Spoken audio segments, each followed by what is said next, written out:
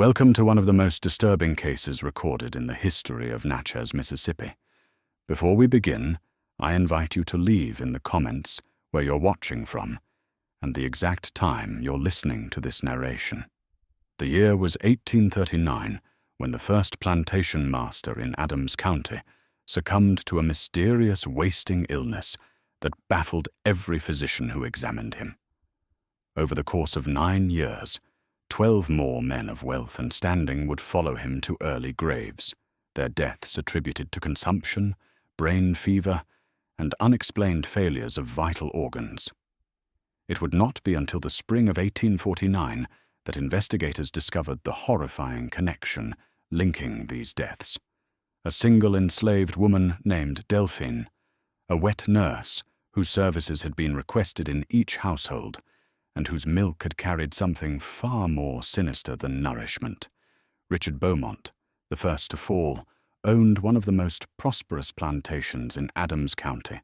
a sprawling estate of nearly 1,000 acres, where cotton grew in endless white rows beneath the unforgiving Mississippi sun.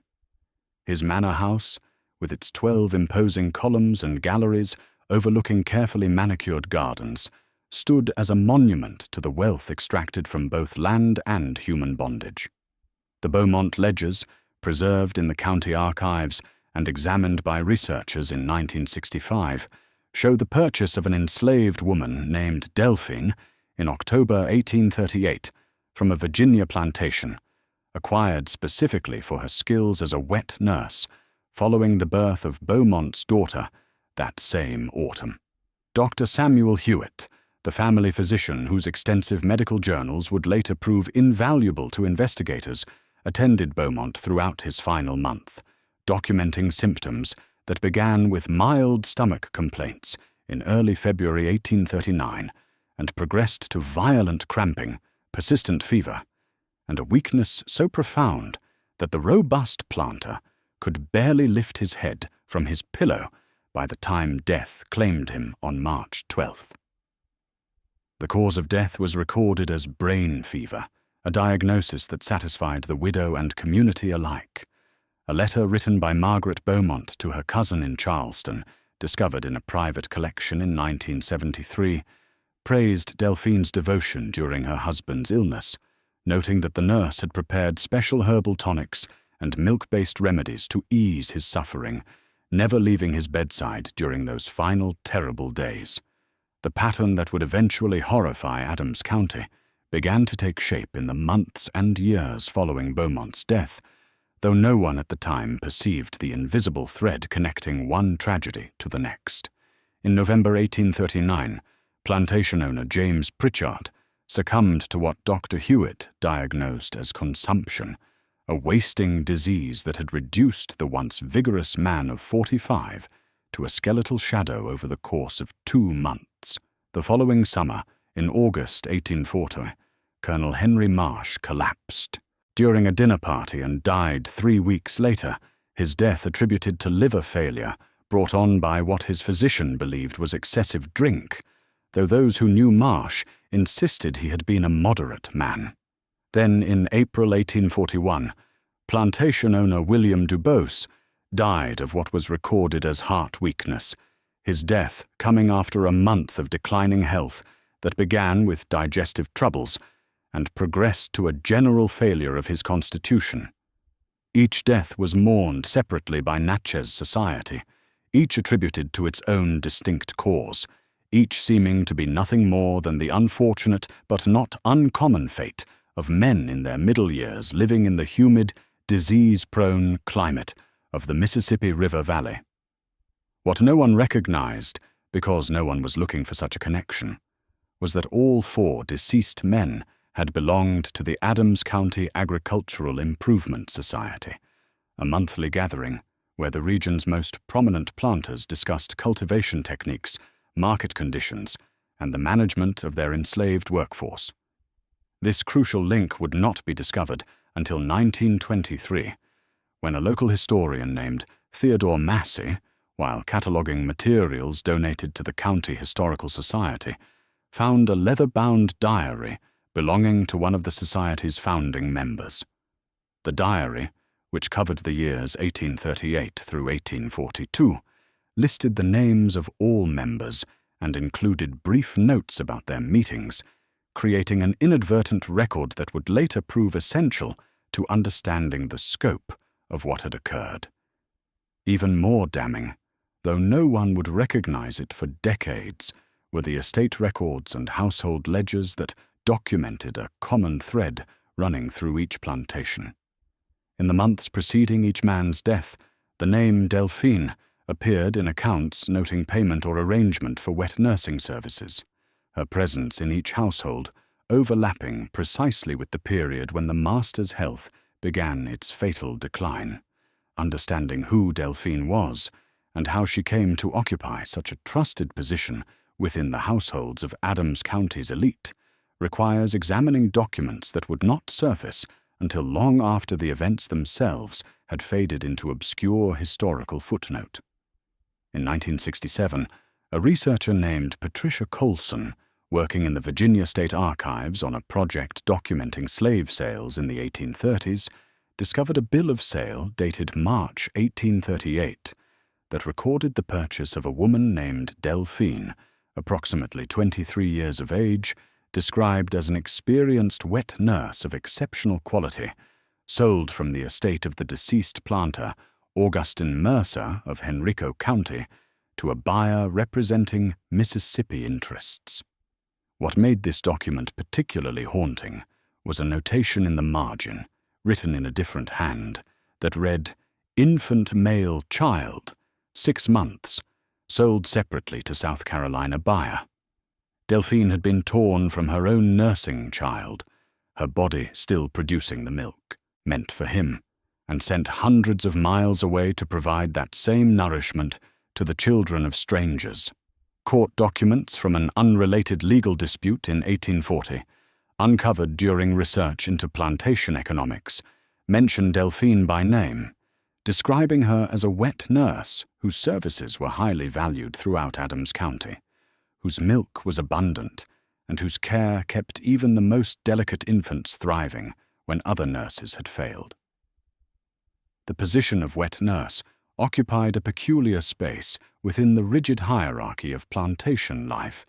as these women necessarily gained intimate access to the master's family in ways that field workers or even house servants rarely experienced. They entered the private chambers of the household, handled the most precious possessions, the children and heirs, and were often consulted on matters of health and domestic medicine. A letter written in 1842 by plantation mistress Eleanor Whitmore to her sister in Mobile, discovered in a family archive in 1981, praised Delphine's skills not only in nursing infants, but in preparing remedies for adults, noting that the nurse had prepared milk possets and custards for Whitmore's husband when he suffered from stomach complaints, as breast milk was commonly believed by physicians of the era to possess curative properties for digestive ailments and general weakness, making it a standard component of invalid diets prescribed for ailing adults. The year 1842 brought the 5th death in what was still perceived as an unfortunate but unconnected series of losses among Adams County's planter class. Jonathan Whitmore, the same man whose wife Eleanor had written so admiringly of Delphine's skills, fell victim to an illness that began in early autumn and consumed him entirely by late October. Whitmore's personal journal, a leather-bound volume that remained in his family's possession until it was donated to the Mississippi Department of Archives in 1978, provides a disturbing chronicle of his final weeks, written in his own increasingly shaky hand. The entries from September describe his wife's lingering illness following a difficult childbirth, and his decision to hire Delphine, whose reputation for healing skills had spread throughout the county, to help restore Eleanor's strength. The journal notes that Delphine prepared various milk-based remedies, including possets mixed with honey and herbs, and rich custards that were believed to rebuild the vital forces depleted by illness. What makes these entries particularly chilling is Whitmore's documentation of his own consumption of these preparations, writing on September 18th that his physician, Dr. Hewitt, had recommended he also partake of the milk remedies to fortify himself against the strain of worry and the miasmic influences of the sickroom. Medical texts from the 1840s, examined by historians studying period healthcare practices, confirm that breast milk was indeed prescribed as medicine for adults suffering from a wide range of ailments, from consumption to nervous disorders, from digestive complaints to general debility. The milk of a healthy wet nurse was considered particularly potent, rich with life-giving properties that could restore even the gravest invalid to health. This widespread medical belief created the perfect vehicle for administering poison gradually and without suspicion, as the very substance meant to cure became the instrument of death. Whitmore's journal entries grow increasingly brief and disjointed through October, mentioning stomach pains, weakness, and a creeping coldness in his limbs, before ceasing altogether on October 23rd, 5 days before his death. In 2001, forensic researchers at the University of Mississippi, working with hair samples preserved in a locket kept by Whitmore's descendants, conducted analysis that revealed elevated levels of arsenic and other heavy metals consistent with chronic poisoning, though the findings were considered suggestive rather than conclusive given the age and condition of the samples. By 1843, the accumulation of losses had begun to cast a shadow over Natchez society, though that shadow remained formless and without discernible source, attributed more to fate and misfortune than to any identifiable cause. At social gatherings and church services, conversations increasingly turned to the tragic deaths that had claimed 5 prominent planters in less than 4 years, a toll that seemed excessive, even accounting for the various diseases and ailments that regularly afflicted the population. A letter dated March 1843, written by plantation mistress Sarah Grenville to her sister in Charleston, and discovered in a private family collection in 1988, captured the growing unease. We have been visited by such a strange run of misfortune, with 5 of our most respected gentlemen taken before their time, all dying of different complaints, yet all seeming to waste away in similar fashion. It feels as though some dark cloud has settled over our county, though I know not what could account for such a pattern. Dr. Samuel Hewitt, who had attended 4 of the 5 deceased men in their final illnesses, began to experience his own troubling thoughts about the deaths he had witnessed. His personal medical journal, discovered in 1956 among materials donated to a medical college, contains entries from late 1843, where he remarks on certain similarities in presentation, noting that each patient had experienced initial digestive disturbances, followed by progressive weakness and organ failure, though the ultimate causes appeared different in each case. Hewitt speculated about environmental factors, wondering in writing whether some miasma or contamination in the water or soil of the region might be affecting men of a certain age and constitution, or whether the stress of managing large agricultural enterprises in an increasingly competitive market might be exacting a physical toll on the planter class. What Hewitt did not note, because he had no reason to consider it significant, was another commonality that ran through these cases. Estate records and household accounts from the period, compiled and cross-referenced only in retrospect by later researchers, show that Delphine had been present in each household during the crucial period of illness, her services as wet nurse and medical assistant apparently so valued that her reputation remained untarnished by any association with the deaths that seemed to follow in her wake, allowing her to move freely from one prominent family to the next. The year 1844 brought 2 more deaths that finally prompted public acknowledgement of what had previously been discussed only in whispers and private correspondence. In February, plantation owner Robert Carmichael died after a 6-week illness that followed a familiar pattern of digestive troubles, fever, and progressive weakness. And in September, planter Harrison Talbot succumbed to what Dr. Hewitt diagnosed as a consumption complicated by liver dysfunction. The Natchez Courier, the county's primary newspaper, published an article on October 3, 1844, that gave voice to the growing concern spreading through the community. The piece, preserved in the Library of Congress newspaper archives, bore the headline, "Mysterious Affliction Claims Another of Our Leading Citizens," and speculated about whether some contamination in the water supply or a previously unknown disease might be targeting the health of Adams County's most prominent men. The article called for a medical investigation, though no formal inquiry was ever launched. What the newspaper could not report, but what probate records preserved in the county courthouse reveal with stark clarity, was the devastating impact these deaths had on the estates and families left behind. In each case, the sudden loss of the master threw the plantation into administrative chaos, with widows unaccustomed to managing large agricultural operations struggling to maintain profitability while settling the debts and obligations their husbands had left behind. In at least 3 cases, significant portions of the enslaved workforce were sold off to satisfy creditors, scattering families and communities that had been established for decades. A diary entry dated November 1844, written by a planter's wife named Judith Crawford and discovered in an attic trunk in 1989, provides a rare glimpse of how Delphine was perceived by at least one member of the community who had occasion to observe her.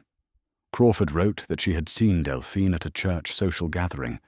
noting that while the nurse was unfailingly polite and deferential in her manner, there was something in her eyes that Crawford found deeply unsettling, though she could not articulate precisely what quality disturbed her. The diary entry goes on to mention that Delphine's services were increasingly sought after by plantation families, with some men specifically requesting her attendance when illness struck, believing her particular skills with medicinal preparations might succeed where conventional treatment had failed. 100 years after the events that would eventually be known as the Delphine poisonings reached their terrible conclusion, a graduate student at Tulane University stumbled upon the pattern that had eluded contemporary observers in the 1840s. Margaret Fletcher, working on a thesis examining folk medicine practices on antebellum plantations, had spent months in the Mississippi Department of Archives reviewing estate records, medical journals, and death certificates from Adams County.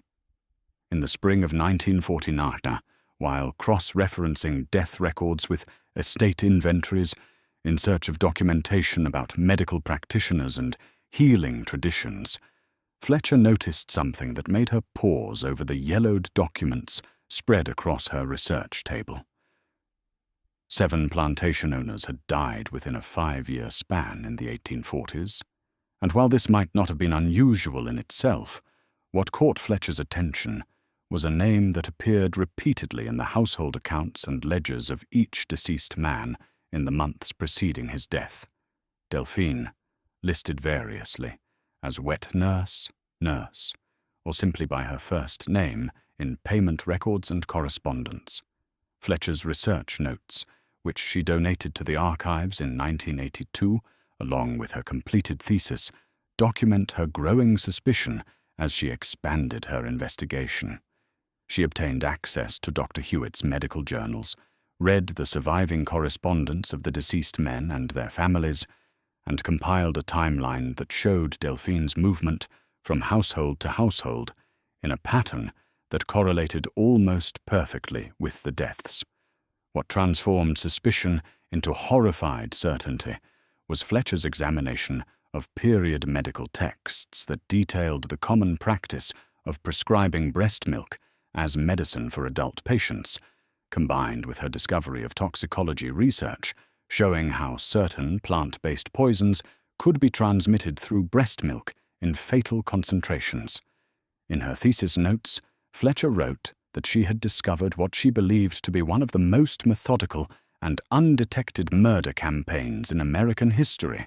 carried out by an enslaved woman who had weaponized the very thing her bondage had forced her to provide, using the trust placed in her as healer and nurturer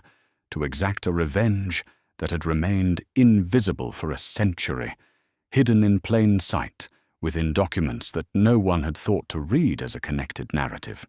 The question of how Delphine obtained the means to carry out her methodical campaign of death would be answered only after her arrest in 1849, when investigators began piecing together testimony from those who had observed her activities without understanding their significance.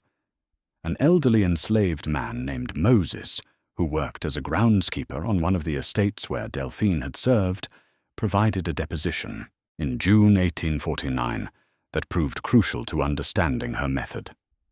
Moses testified that he had frequently observed Delphine walking in the woods surrounding the plantation during the early morning hours, sometimes before dawn, carrying a small basket and carefully selecting certain plants that grew in the shaded areas beneath the trees. He described watching her harvest white snakeroot, a delicate plant with clusters of small white flowers that grew abundantly in the Mississippi woodlands, and the dark berries of nightshade that most people knew to avoid. At the time, Moses had assumed Delphine was simply gathering herbs for the medicinal preparations she was known to make, a common enough practice among those who served as healers and nurses. What Moses could not have known, but what medical texts and toxicology studies would later confirm, was that both plants contained powerful toxins that, when consumed by a nursing woman, could pass through her breast milk in concentrations that would prove lethal over time with repeated exposure, the poison accumulating in the body of whoever consumed that milk until organ failure became inevitable. The brilliance and horror of Delphine's method lay in its exploitation of a trusted medical practice, turning the very act of healing into an instrument of death. A letter written in March 1845 by plantation mistress Caroline Breckinridge to a friend in Vicksburg, discovered among family papers in 1975, mentions almost in passing that Delphine always insisted on foraging her own herbs for her preparations rather than using plants from the plantation's kitchen garden, claiming that the wild specimens possessed greater potency and more concentrated healing properties, a preference that Breckinridge found charmingly rustic and evidence of Delphine's dedication to her craft, never imagining that this insistence on personally selected ingredients served a far darker purpose. The years 1845 through 1847 brought 4 more deaths that followed the same methodical pattern, each unfolding over a period of careful calculation that suggested a mind working with deliberate precision rather than impulsive rage. Dr. Hewitt's medical journal, which became a crucial piece of evidence once the investigation began, documents his treatment of these 4 patients with increasing detail, perhaps because by this point his unease about the similarity of cases had grown strong enough that he recorded observations more meticulously than before. What stands out in these entries, which were examined extensively during the 1849 legal proceedings, is the consistent timeline. Each man's illness lasted between 4 and 8 weeks from the first complaint of digestive trouble to the moment of death, a duration that toxicology experts would later recognize as consistent with gradual poisoning through repeated small doses rather than a single lethal administration. Testimony given after Delphine's arrest by other enslaved people who had worked alongside her in various households painted a picture of extraordinary patience and observation. A house servant named Sarah testified that Delphine would spend her first weeks in any household quietly learning the master's routines, his preferences in food and drink, his habits and vulnerabilities, watching and waiting before beginning her deadly work. In several cases, according to testimony from a cook named Benjamin, Delphine had volunteered to prepare special invalid foods for masters who were already experiencing minor ailments, using their existing weakness as cover for introducing the poisons that would transform a temporary indisposition into a death sentence. Perhaps the most disturbing detail emerged from the testimony of a young enslaved woman named Grace, who had worked in the nursery alongside Delphine at one of the plantations. Grace reported that Delphine would sometimes sing while preparing her medicinal custards and possets in the plantation kitchen, soft lullabies in a language Grace did not recognize, the same gentle songs she sang while rocking the white infants in her care to sleep, her voice never wavering, her hands never trembling as she stirred poison into milk that was meant to heal, transforming nourishment into death with the same tender care she showed the children whose lives she preserved. The 12th death occurred in November 1847, when plantation owner Marcus Thornhill succumbed after a 2-month illness that followed the now familiar progression of symptoms. What distinguished this case from the others was not the death itself, but the response of the victim's wife. Catherine Thornhill, a woman of considerable intelligence and force of character, had watched Delphine enter her household in September to nurse the Thornhills' youngest child, and had observed with growing alarm as her husband, who had been in robust health, began to decline almost immediately after the wet nurse began preparing medicinal possets at Dr. Hewitt's recommendation for a minor stomach complaint. Letters written by Catherine to her brother, a lawyer in Mobile, were preserved in the family's private archive and examined by researchers in 1971. These letters reveal a woman who understood that something was terribly wrong, but found herself unable to convince anyone in authority to take her concerns seriously. In one letter dated October 28, 1847, Catherine wrote that she had expressed her suspicions about Delphine to Dr. Hewitt, insisting that her husband's decline had begun only after the nurse's arrival and had accelerated after he began consuming the milk-based remedies Delphine prepared. Dr. Hewitt's response, according to Catherine's letter, was to gently suggest that grief and worry had affected her judgment, that she was suffering from the nervous hysteria common to women facing the potential loss of a husband. Other male authorities to whom she turned, including the county sheriff and her own family lawyer, offered similar dismissals, attributing her accusations to feminine emotionality rather than rational observation.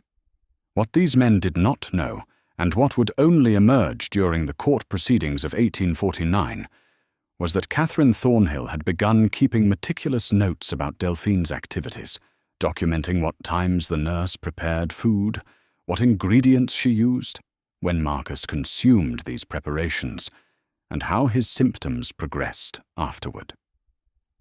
This record, created by a woman whose testimony was considered unreliable simply because of her sex, would eventually provide crucial evidence that helped investigators understand the full scope of what had occurred, though by the time anyone took Catherine seriously, her husband had been dead for over a year. The final death, in what would become known as the Delphine poisonings, occurred in February 1848, and it differed from the previous 12 in ways that suggested something in the pattern had begun to fracture. Edward Sinclair, at 38 years of age, was notably younger than most of his predecessors, a vigorous man who managed his plantation with energetic attention to detail, and who had never suffered serious illness in his adult life. His personal diary, which was preserved by his family and eventually donated to the Mississippi Historical Society in 1969, documents the arrival of Delphine in early January to nurse his infant son, and records his own descent into illness beginning just 10 days later. What makes Sinclair's diary particularly valuable is his meticulous nature, as he continued writing entries even as his health deteriorated, noting each day's symptoms with the precision of a man who could not quite believe what was happening to his body. Within 5 weeks of Delphine's arrival, Sinclair was dead, a rapidity that alarmed even Dr. Hewitt, whose medical notes describe an unusually aggressive progression that he attributed to an acute form of galloping consumption that had attacked Sinclair's previously sound constitution. Testimony from household servants, recorded during the 1849 investigation, painted a picture of those final weeks that matched the pattern of previous deaths,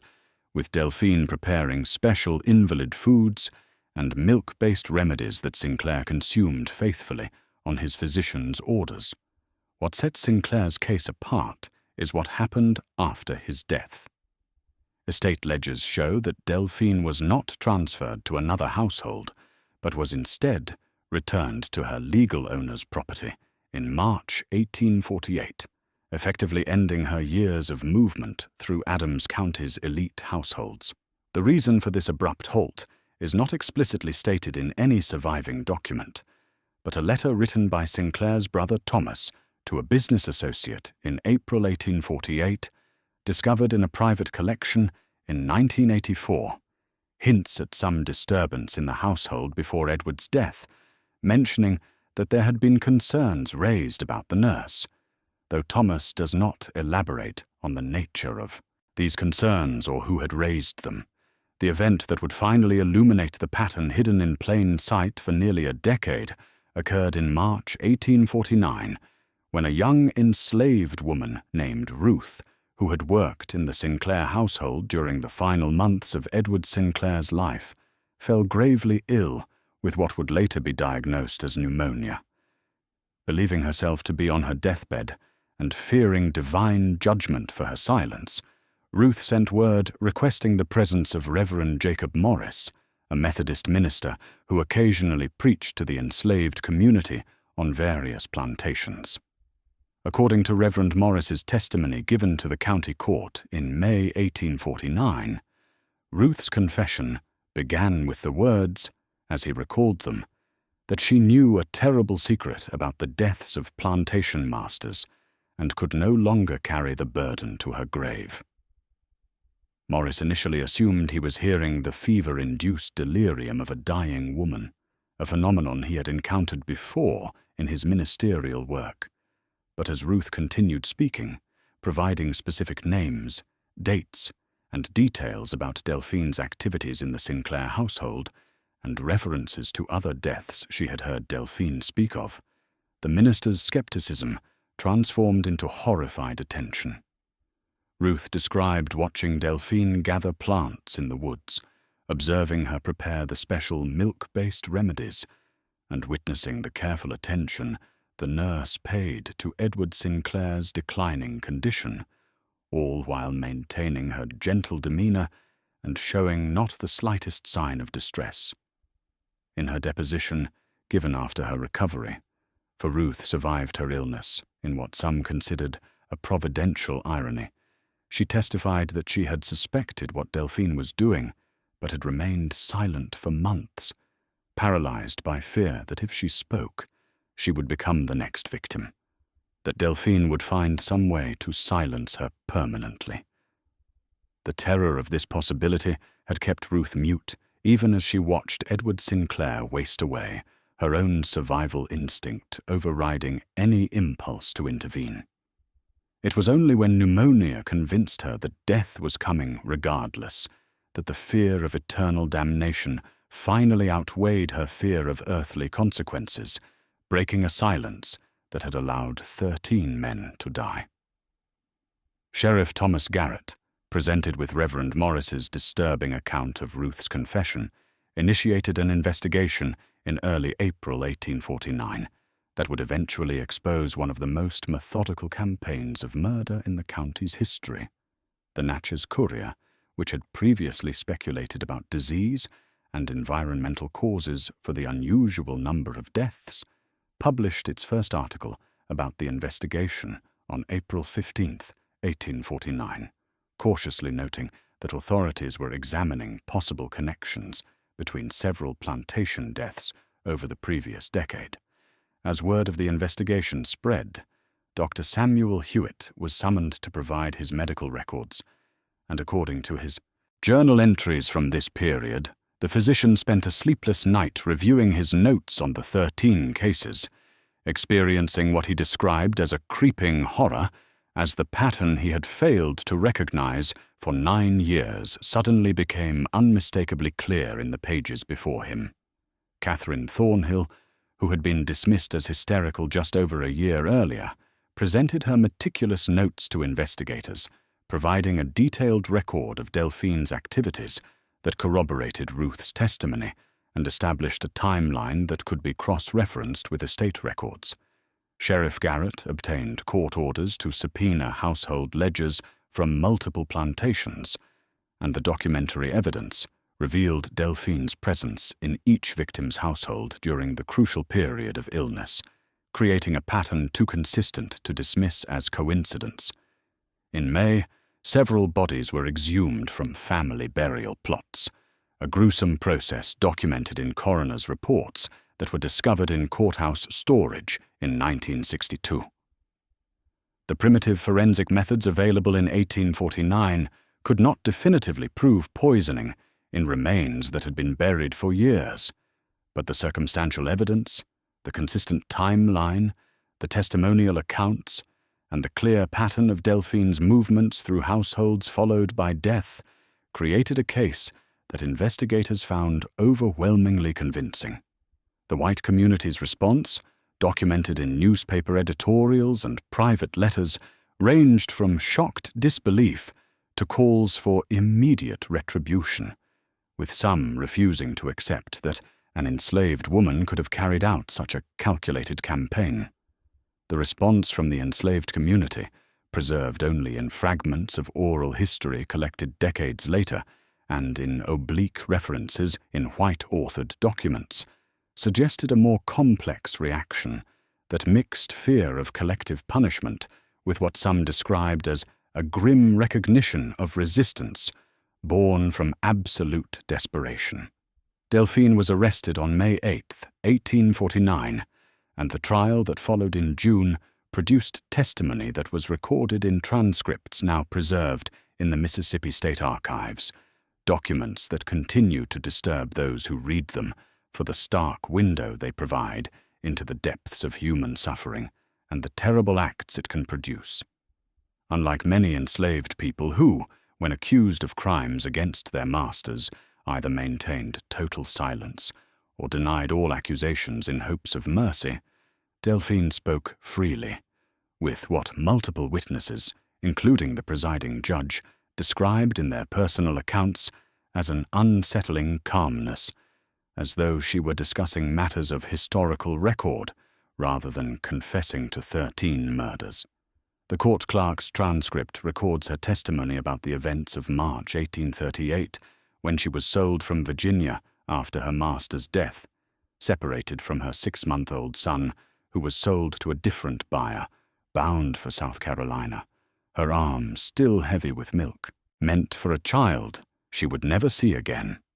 She testified that she was purchased by Richard Beaumont and transported to Mississippi, where she learned through conversation among the enslaved community that Beaumont had also been the buyer of her son, acquiring the child only to sell him weeks later at a profit to a plantation further south, the child's fate thereafter unknown to her. It was then, she stated according to the transcript, that she began to understand what she must do, that the men who forced her to give life through her milk to their children while denying her own child that same sustenance had created an imbalance that she would correct. Each man she chose thereafter, she testified, had participated directly in the slave trade, either as buyers at the auctions where human beings were sold, as sellers who profited from separating families,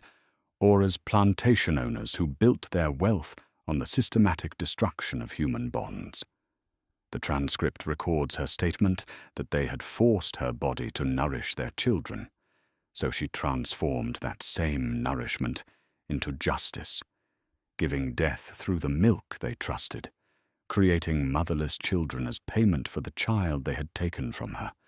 a logic so methodical and chilling that the courtroom reportedly fell silent when the clerk finished reading her words. Delphine was convicted in July 1849, but the trial's outcome and her ultimate fate remain frustratingly obscure in the historical record, a murkiness that itself speaks to the discomfort this case generated among those who witnessed it. Some documents, including a brief notation in the county court records, suggest she was executed, while other sources, including a letter written by a Natchez resident in 1850, indicate she was sold to a trader heading further south into Louisiana, a common practice for removing enslaved people deemed dangerous or troublesome from a community. A curious article in a New Orleans newspaper from March 1851, discovered by researchers in 1995, mentions rumors of suspicious deaths among plantation owners in St. Mary Parish, deaths that shared certain characteristics with the Adams County cases, though no definitive connection was ever established, and the rumors faded without formal investigation. The Delphine case was largely suppressed in official histories of the antebellum period, too disturbing for Southern apologists who wished to portray slavery as a benevolent, paternalistic system, and too complicated for Northern abolitionists who preferred narratives of clear-cut victimhood rather than accounts of enslaved people who became perpetrators of calculated murder. It was Margaret Fletcher's 1951 doctoral thesis that brought the case back into academic discourse, arguing that Delphine's actions represented one of the most methodical acts of resistance in the historical record, though Fletcher acknowledged that the ethics remained profoundly troubling,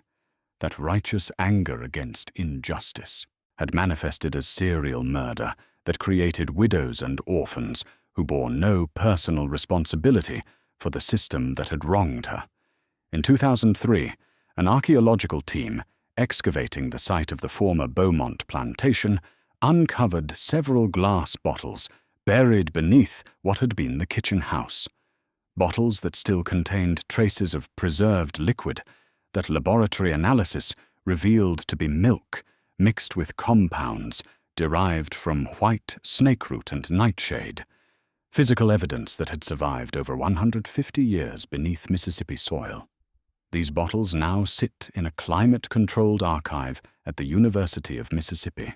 mute witnesses to a mother's grief transformed into methodical vengeance, tangible proof of the profound violence of a system that could drive a human being to such desperate and terrible acts of resistance.